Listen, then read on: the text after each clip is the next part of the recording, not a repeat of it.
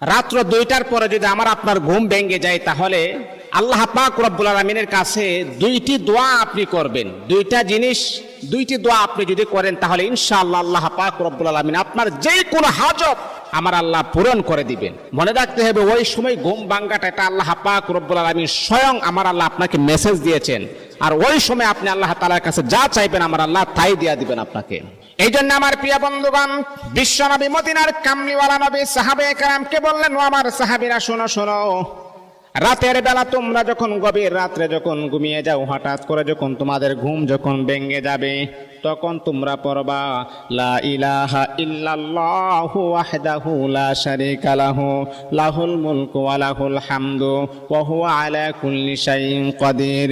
আলহামদুলিল্লাহ, সুবহানাল্লাহ, ওয়া লা ইলাহা ইল্লাল্লাহু আল্লাহু আকবার, লা হাওলা ওয়া লা কুওয়াতা ইল্লা বিল্লাহ।